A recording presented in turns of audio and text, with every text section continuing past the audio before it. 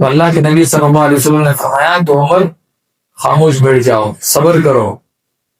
آگے اللہ کے نبی نے فرمایا کہ تم کیا سمجھو گے، زمانہ گزر جائے گا، آئندہ لوگ کیا کہیں گے۔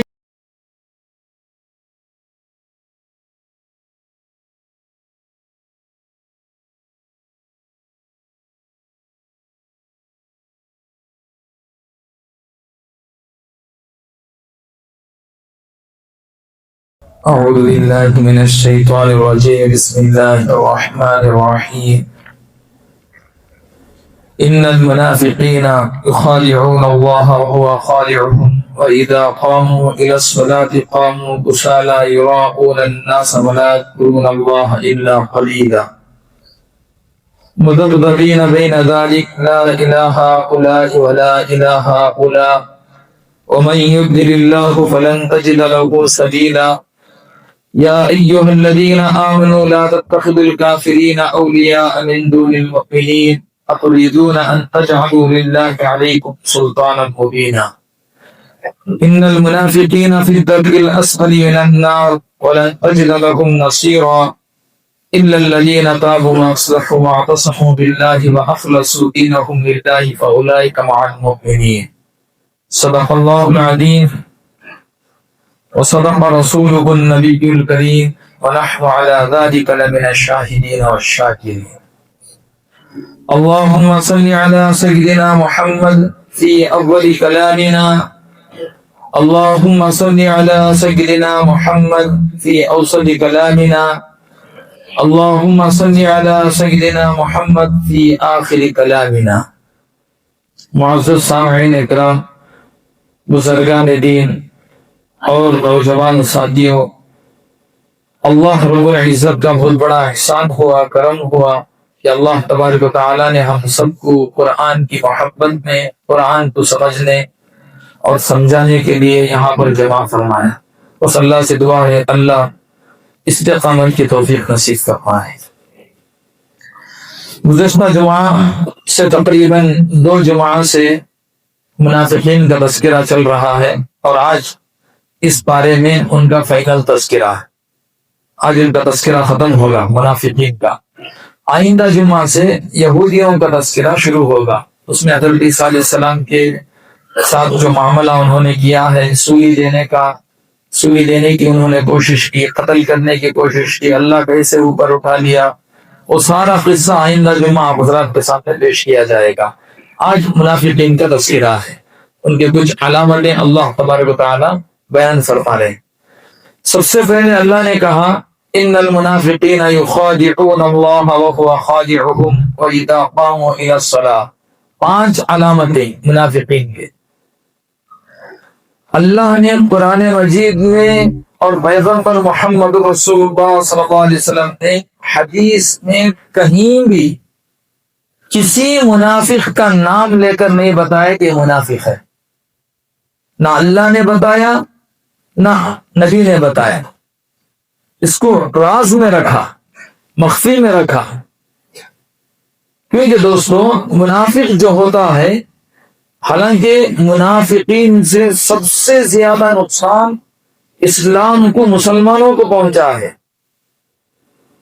کفار مشرکین وہ کھلے طور پر دشمن تھے اللہ کے نبی صلی اللہ علیہ وسلم کے اور مسلمانوں کے اس وقت صحابہ کے، لیکن منافقین کیا کرتے تھے کہ مسلمانوں کے پاس بھی آتے تھے، کہتے تھے کہ ہم مسلمان ہیں، اور دوسروں کے پاس جا کر کہتے تھے کہ ہم ہمارے ساتھ ہیں۔ لیکن اس کے باوجود بھی اللہ تبارک و تعالیٰ نے کسی کا نام نہیں بتایا۔ کیوں؟ اس لیے کہ یہ دعوت کے مقصد کے خلاف ہے۔ سامنے والے کی غلطیاں آپ بیان کریں گے، سامنے والے کی کمی کوتاہی اگر آپ بیان کریں گے، اگر اسے اس کی اطلاع مل جائے تو وہ اور زیادہ نڈر ہو جائے گا اور زیادہ مخالفت کرے گا۔ تو یہ دعوت کے مقصد کے خلاف ہے۔ قرآن اس وقت نازل ہو رہا تھا، وحی نازل ہو رہی تھی۔ اللہ چاہتے تو مسلمانوں کو بتاتے کہ دیکھو اتنے یہ سب منافق ہیں، یہ پکے مسلمان ہیں، اللہ چاہتے تو بتاتے، لیکن اللہ نے نہیں بتائی۔ اس میں بہت بڑی حکمت ہے۔ ایک موقع پر، ایک جنگ کا موقع تھا، اللہ کے نبی صلی اللہ علیہ وسلم اس جنگ میں تشریف فرما تھے۔ صحابہ تھے، ساتھ میں 300 منافق تھے، مسلمانوں کے ساتھ 300 منافق تھے، اور ان کا سردار تھا عبداللہ ابن ابی ابن ابی سلول، یہ سردار تھا۔ اس نے کیا کیا، جیسا کہ احد میں ایسا ہوا کہ عین موقع پر اپنے 300 آدمیوں کو لے کر جنگ سے باہر آ گیا۔ ان کا کام ہی یہ تھا کہ جنگ میں مسلمانوں کے درمیان میں انتشار کو پیدا کرنا، یہ منافقوں کا کام تھا۔ اب ایک جنگ کے موقع پر واپسی ہو رہی تھی تو منافقوں کے سردار نے یہ جملہ کہا، کیا کہا، ہم عزت والے جب مدینے کو جائیں گے تو ذلت والوں کو باہر نکال کر پھینکیں گے۔ اس کی مراد کیا تھی؟ عزت والوں سے مراد منافقین، ذلت والوں سے مراد نبی اور صحابہ۔ اب اس کی اطلاع ملی اللہ کے نبی صلی اللہ علیہ وسلم کو۔ حضرت عمر فاروق تلوار لے کر کھڑے ہو گئے۔ حضرت عمر فاروق نبی کے زمانے میں جلاد تھے۔ جلاد کا مطلب سزا دینے والے تھے، جلاد کا مطلب یہ ہے سزا دینے والے تھے۔ اللہ کے نبی صلی اللہ علیہ وسلم کھڑے ہو گئے، آ کر کہنے لگے، یا رسول اللہ، اس نے آپ کو ذلیل کہا، مسلمانوں کو ذلیل کہا، اسلام کو ذلیل کہا، آپ اجازت دے میں اس کی گردن اڑا دوں گا، یہ منافق ہے۔ تو اللہ کے نبی صلی اللہ علیہ وسلم نے فرمایا کہ عمر خاموش بیٹھ جاؤ، صبر کرو۔ آگے اللہ کے نبی نے فرمایا کہ تم کیا سمجھو گے، زمانہ گزر جائے گا، آئندہ لوگ کیا کہیں گے کہ محمد اپنے ساتھ والوں کو، یعنی اپنے ساتھیوں کی گردن اڑا رہے ہیں، اور قیامت تک لوگ پروپیگنڈا کریں گے کہ دیکھو محمد نے اپنے ساتھی کو قتل کیا، محمد نے اپنے ساتھی کی گردن اڑا دی۔ کیونکہ بظاہر وہ بھی مسلمان ہیں، بظاہر مسلمان ہیں، اندر سے مسلمان نہیں ہیں، لیکن لوگوں کو کیا معلوم ہوگا، آئندہ قیامت تک آنے والے کفار کو، مشرکین کو کیا معلوم ہوگا کہ وہ منافق تھا۔ لوگ ایک پروپیگنڈا کریں گے کہ دیکھو محمد اپنے ساتھ جنگ میں آنے والوں کو قتل کر رہے ہیں۔ تو اس سے بھی اللہ کے نبی صلی اللہ علیہ وسلم نے منع فرمایا۔ یہ اسلام کی ایک حکمت ہے، سامنے چاہے اس کی کتنی ہی غلطیاں کیوں نہ ہو، اسلام یہ چاہتا ہے کہ اسے دباؤ، اسے جو ہے پوری طرح سے اخفا کرو، چھپاؤ، ظاہر کریں گے اور نڈر ہوگا اور کھل کر گناہ کرے گا۔ تو بہرحال اللہ نے 5 علامتیں بیان فرمائی۔ سب سے پہلی علامت یہ ہے، ان المنافقین یخادعون اللہ، یہ منافقین اللہ کو دھوکہ دیتے ہیں۔ اب ظاہر بات ہے، دھوکہ کسے دیا جاتا ہے؟ جسے خبر نہ ہو اسے دھوکہ دیا جاتا ہے۔ اللہ تو خبر رکھنے والے ہیں، اللہ کو کیسے دھوکہ دیں گے؟ تو اس کا مطلب یہ ہے، فرمایا کہ اللہ کو دھوکہ دینے کا مطلب یہ ہے کہ یہ پیغمبر کو، مسلمانوں کو دھوکہ دیتے تھے۔ جیسے جنگوں میں جب مسلمان غالب ہونے لگتے تو مسلمانوں کے صف میں انتشار پیدا کرنا اور غلط خبریں کو پھیلانا، افواہوں کو پھیلا کر مسلمانوں کا پانسا پلٹ دینا، اس طرح کے کام کرنا، یہ دھوکہ تھا۔ تو اللہ نے کہا کہ مسلمانوں کو دھوکہ دینا، نبی کو دھوکہ دینا، ایسا ہے جیسے اللہ کو دھوکہ دینا۔ وَهُوَ خَادِعُهُمْ، اللہ آگے کہتے ہیں کہ اللہ ان کو بدلہ دیں گے، اس کی سزا دیں گے، یہ غفلت میں نہ رہیں، اللہ ضرور کل قیامت کے دن منافقین کو سزا دیں گے۔ سب سے پہلی علامت اللہ نے بتائی کہ یہ دھوکہ دیتے ہیں۔ دوسری علامت اللہ نے بیان فرمائی، وَإِذَا قَامُوا إِلَى الصَّلَاةِ قَامُوا كُسَالَىٰ، جب یہ نماز کے لیے کھڑے ہوتے ہیں تو ایسی سستی اور کاہلی، ایسی زبردستی سے کھڑے ہوتے ہیں جیسے کسی نے 70 جوتے ان پر لگائے، اتنی سستی کے ساتھ نماز کے لیے کھڑے ہوتے ہیں۔ وَإِذَا قَامُوا إِلَى الصَّلَاةِ قَامُوا كُسَالَىٰ، یہ دوسری علامت تھی منافقین کی، کہ نماز کے لیے خشوع خضوع سے نہیں آتے، کیونکہ نماز چھوڑنے پر ان کو ڈر نہیں ہے، اور نماز سستی پر پڑھنے سے بھی اللہ کے عذاب کا کوئی ڈر نہیں ہے، اور جنت کا بھی شوق نہیں ہے ان کو، نماز خشوع خضوع پڑھنے کا بھی ان کو شوق نہیں ہے۔ جب جنت کا شوق نہیں تو پھر نماز خشوع خضوع سے کہاں سے پڑھیں گے؟ 2 علامتیں۔ تیسری علامت اللہ نے بیان فرمایا، یراؤون الناس، یہ نماز پڑھیں گے لیکن لوگوں کو، مسلمانوں کو دکھانے کے لیے۔ حدیث پاک میں آتا ہے، اللہ کے نبی صلی اللہ علیہ وسلم نے فرمایا، ترمذی اور نسائی شریف میں یہ حدیث ہے، نبی نے فرمایا منافقوں کا حال یہ تھا، ہم آپس میں بیان کر رہے ہیں کہ نبی کے زمانے میں منافقوں کی تکبیر اولیٰ بھی نہیں چھوڑتی تھی۔ یہ بات ٹھیک ہے، اپنی جگہ صحیح ہے، لیکن صرف 2 نمازوں میں 2 یا 3 نمازوں میں ان کی یہ حالت تھی۔ ظہر کی نماز میں لوگ نظر آتے ہیں اس لیے آتے تھے تاکہ مسلمان ان کو دیکھ کر سمجھیں کہ یہ مسلمان ہے۔ عصر کی نماز میں مسجد کو اس لیے آتے تھے تاکہ مسلمان ان کو دیکھ کر مسلمان سمجھے۔ مغرب میں مشکل سے آتے تھے، عشاء میں غائب، فجر میں غائب۔ کیوں؟ اس لیے کہ اندھیرا ہے، وہ زمانہ الیکٹرانک کا زمانہ نہیں تھا، اندھیرے میں نماز پڑھ لیتے تھے، چلے جاتے تھے۔ ایک مرتبہ اللہ کے نبی صلی اللہ علیہ وسلم فجر کی نماز کے بعد صحابہ سے پوچھا کہ فلاں کہاں ہے؟ صحابہ نے کہا یا رسول اللہ نہیں آیا۔ اور ایک کا نام لے کر پوچھا کہ وہ کہاں ہے؟ صحابہ نے کہا کہ نہیں آیا۔ تو اللہ کے نبی صلی اللہ علیہ وسلم نے فرمایا، یعنی اشارتاً فرمایا حضرات صحابہ سے کہ دیکھو یہ 2 نمازیں، فجر اور عشاء کی نماز، یہ 2 نمازیں اثقل الصلوات علی المنافقین، منافقین پر بہت بھاری ہیں یہ نمازیں۔ 3 علامتیں اللہ نے بیان فرمائی۔ ایک تو نماز دکھاوے کے لیے پڑھتے ہیں، اور صرف 2 نمازیں 3 نمازوں میں آتے ہیں دکھانے کے لیے، باقی جو ہے 2 نمازوں میں غائب۔ آگے فرمایا اللہ تبارک و تعالیٰ نے وَلَا يَذْكُرُونَ اللَّهَ إِلَّا قَلِيلًا۔ چوتھی علامت یہ ہے کہ یہ اللہ کا ذکر بہت کم کرتے ہیں۔ حالانکہ اللہ نے قرآن مجید میں فرمایا کہ تم نماز پڑھو، باہر نکلو، جمعہ کی نماز پڑھ کر باہر نکل جاؤ، تجارت کے لیے نکلو، دکان کے لیے نکلو، تو اللہ کا خوب کثرت سے ذکر کرو۔ ایمان والا اللہ کو یاد کرتا ہے کثرت سے، منافقین یاد نہیں کرتے، اللہ کا ذکر نہیں کرتے۔ تو اللہ نے کہا کہ یہ ذکر نہیں کرتے مگر تھوڑا کب کرتے ہیں؟ حضرات مفسرین فرماتے ہیں جس وقت مسلمان ان کو دیکھتے ہیں اس وقت اللہ کو یاد کرتے ہیں، لا الہ الا اللہ محمد رسول اللہ، اشہد ان لا الہ الا اللہ۔ جیسے ہی مسلمان ان سے اپنا چہرہ ہٹا لے فوراً خاموش بیٹھ جاتے ہیں، تھوڑا ذکر کرتے ہیں، وہ بھی دکھانے کے لیے، اللہ کو یاد کرتے ہیں وہ بھی دکھانے کے لیے۔ تو یہ 4 علامتیں اللہ تبارک و تعالیٰ نے بیان فرمائی۔ آگے فرماتے ہیں مذبذبین بین ذلک لا الہ الا ولا الہ الا۔ ان کی حالت یہ ہے کہ ان کے نفاق کی وجہ سے اللہ نے سکون اور چین نکال لیا۔ یہ ایسے ہیں، کبھی ان کے پاس جاتے ہیں، ان سے کہتے ہیں کہ ہم تمہارے ساتھ ہیں، کبھی مسلمانوں کے پاس آتے ہیں، ان سے آ کر کہتے ہیں کہ ہم تمہارے ساتھ ہیں۔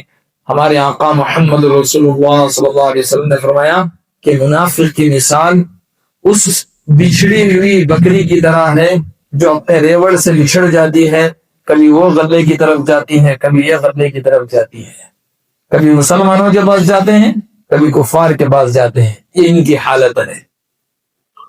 وَمَن يُضْلِلِ اللَّهُ فَلَن تَجِدَ لَهُ سَبِيلًا۔ آگے اللہ نے فرمایا کہ جسے اللہ گمراہ کر دے اس کی نفاق کی وجہ سے، اس کی استعداد کی خرابی کی وجہ سے، اب دنیا کے اندر کون ایسا ہے جو اسے ہدایت دے سکے؟ بس اللہ نے ان کو صلاحیت دے رکھی تھی لیکن اس کا صحیح انہوں نے استعمال نہیں کیا۔ اب مثال کے طور پر اب آپ کے اندر ہمارے اندر ایک سوال پیدا ہو سکتا ہے کہ گمراہ کرنے والا بھی اللہ ہے، ہدایت دینے والا بھی اللہ ہے، تو پھر سزا کیوں دے گا دوزخ میں، جہنم میں سزا کیوں دیتا ہے؟ تو بہت علماء نے ایک آسان مثال سے اس کو سمجھایا ہے۔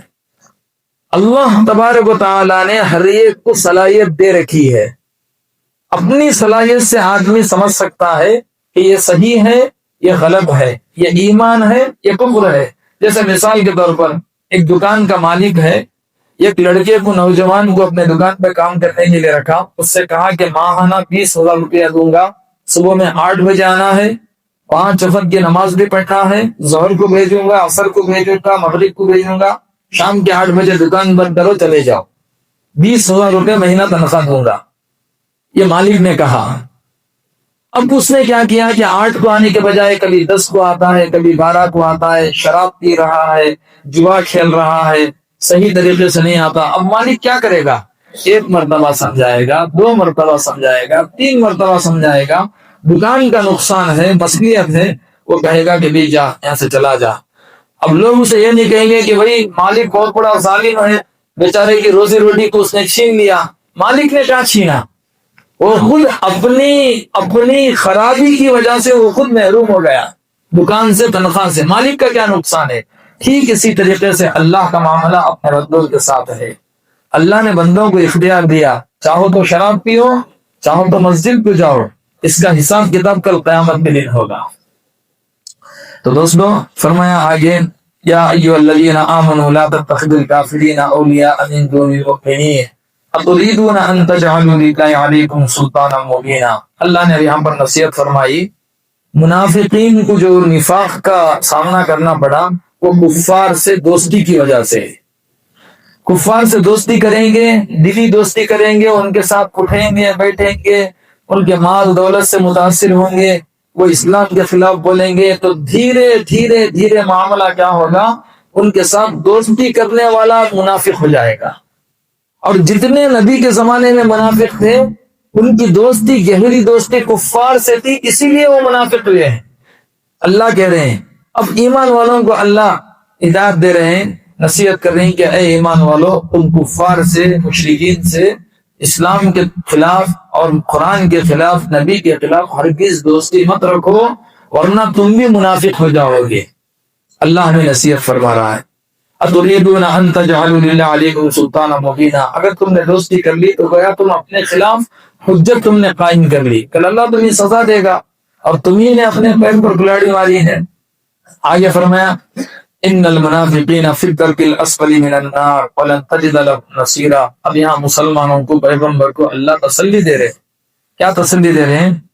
زندگی بھر تم کو انہوں نے ستایا، جنگ احد میں جو نقصان ہوا منافقوں کی وجہ سے ہوا۔ عین موقع پر عبداللہ ابن ابی ابن ابی سلول نے 300 آدمیوں کو لے کر باہر نکل گیا، 1000 صحابہ تھے، 700 ہو گئے، ادھر کفار کی سازشیں، ادھر خالد بن ولید پیچھے سے آ گئے، وغیرہ وغیرہ، اس سے نقصان ہوا۔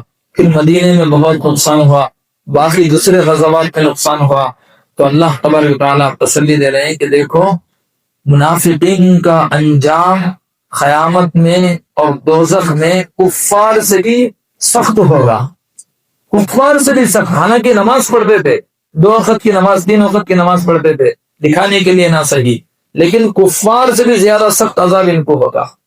مفسرین نے لکھا ہے، جنت کے 7 درجات ہیں، ٹھیک اسی طرح دوزخ کے بھی 7 درجات ہیں۔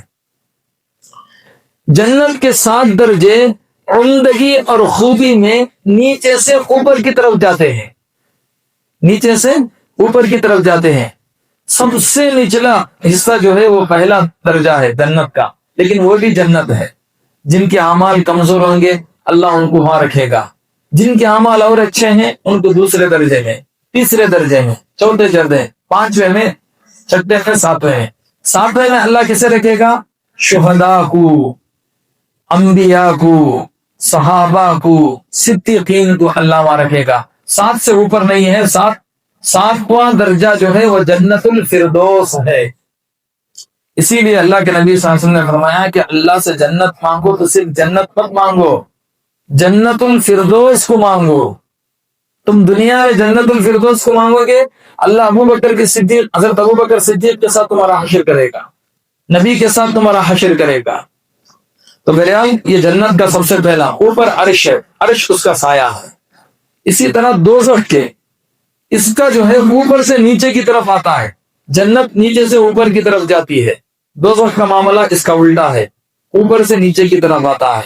سب سے نچلا جو حصہ ہے، اللہ کے نبی صلی اللہ علیہ وسلم نے فرمایا، حضرت ابو ہریرہ رضی اللہ عنہ اس کے راوی ہیں، فرمایا کہ سب سے نچلا حصہ وہاں پر بڑے بڑے لوہے کے صندوق ہوں گے، بند صندوق ہوں گے۔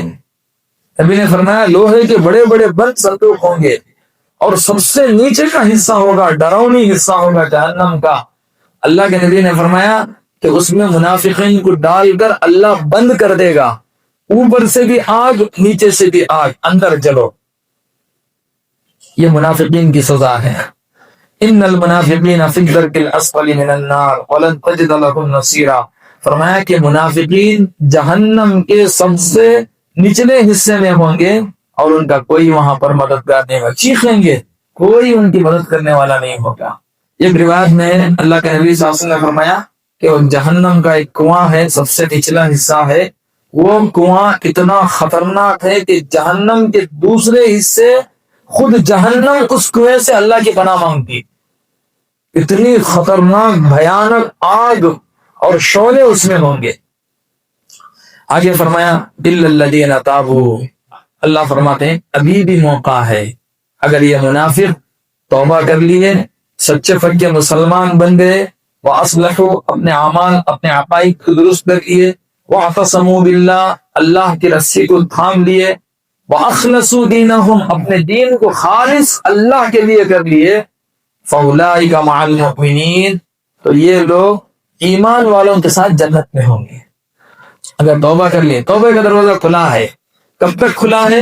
جب تک موت کا فرشتہ، موت کے آثار سامنے نظر نہیں آتے، اس وقت تک توبے کا دروازہ کھلا ہے. اس سے پہلے توبہ قبول ہوتی ہے. موت کا فرشتہ دیکھ لیا اور موت کے آثار اس کے سامنے آ گئے، نزا کی حالت میں پڑ گیا، اس کی توبہ کا کوئی اعتبار نہیں ہے. اخلاص سے دیکھ. حضرت عیسیٰ علیہ السلام سے حواریوں نے پوچھا کہ اخلاص کیا ہے؟ فرمایا اخلصوا دینہم، اس سے اخلاص یہ ہے کہ آدمی کوئی عمل اللہ کے لیے کرے اور اس پر لوگوں کی تعریف کو پسند نہ کرے. اللہ کے لیے کوئی عمل کرے، اجتماع کی ہم محنت کر رہے ہیں، کوئی تعریف کرے کہ ماشاءاللہ کیا بھی آپ نے محنت کی. نہیں، ہماری تعریف مت کرو، ہم اللہ کے لیے کام کر رہے ہیں. ہم اجتماع کے میدان کی خدمت ہم کس کے لیے کر رہے ہیں؟ اللہ کے لیے کر رہے ہیں. ہماری تعریف کی ضرورت نہیں ہے. ہم تفسیر میں بیٹھے ہیں، تعریف کی ضرورت نہیں ہے. ہم اللہ کے لیے بیٹھے ہیں. کل قیامت کا دن ہوگا، خبر میں جائیں گے، اللہ پوچھے گا کیا لے کر آیا؟ اے اللہ میرے پاس کچھ نہیں ہے، بس ہم نے دین کا کام کیا، ہم قرآن کی تفسیر سنتے تھے، تیری بات سنتے تھے، اس کے علاوہ ہمارے پاس کچھ نہیں ہے. تو دوستو یہ اخلاص ہے. آگے فرمایا کہ ما یفعل اللہ بعذابکم ان شکرتم وآمنتم وکان اللہ شاکرا علیما. اللہ نے کہا کہ بھئی تم کو سزا دے کر مجھے کیا ملنے والا ہے؟ اللہ صاف کہہ رہے ہیں دنیا میں نے کارخانہ جو بنایا ہے اپنی مہربانی بانٹنے کے لیے، رحمت دینے کے لیے میں نے بنائی ہے، سزا دینے کے لیے نہیں. جنت میں میں بنایا ہوں، دوزخ بھی بنایا ہوں، لیکن لوگ دوزخ میں آٹومیٹک جائیں گے اپنے برے اعمال کی وجہ سے. اب جامعہ بنایا جاتا ہے، یونیورسٹی بنائی جاتی ہے. یونیورسٹی کیوں بنائی جاتی ہے؟ بچوں کو فیل کرنے کے لیے نہیں بنائی جاتی. ہر بچہ فرسٹ کلاس امتیازی نمبرات حاصل کرے، یہ مقصد ہوتا ہے. لیکن بہت سارے بچے فیل ہو جاتے ہیں، کوئی مسئلہ نہیں ہے. کارخانے میں بہت سارے لوگ فیل ہو جاتے ہیں، کوئی مسئلہ نہیں ہے. تو دنیا بنانے کا مقصد یہ ہے کہ لوگ اچھے اعمال کریں، اللہ کی رحمت سے فائدہ اٹھائیں، جنت میں جانے والے بنیں. اس لیے اللہ نے بنایا. اب اللہ تعالیٰ سزا دیں گے تو اللہ کی عزت میں اضافہ ہوگا، ایسا نہیں ہے. اللہ سزا نہیں دیں گے، اللہ عذاب نہیں دیں گے تو اس کی عزت میں، اس کی قدرت میں کمی آئے گی، ایسا بھی نہیں ہے. پھر اللہ کیوں سزا دیں گے؟ اس لیے اللہ فرماتے ہیں ما یفعل اللہ بعذابکم ان شکرتم وآمنتم. اللہ تبارک و تعالی تم کو عذاب دینا اللہ کو کیا اس سے حاصل ہے؟ اگر تم شکر گزار بندے بنو، اگر تم ایمان لانے والے بنو. وکان اللہ شاکرا علیما. اللہ نے کہا کہ تمہارے اعمال کی میں قدر کروں گا. قدر یہ ہے کہ تم کو اس پر ثواب ہوگا اور جنت عطا کروں گا. الغرض اللہ تبارک و تعالی ہم سب کو جو کچھ کہا گیا سمجھنے کی اور عمل کرنے کی توفیق نصیب فرمائے.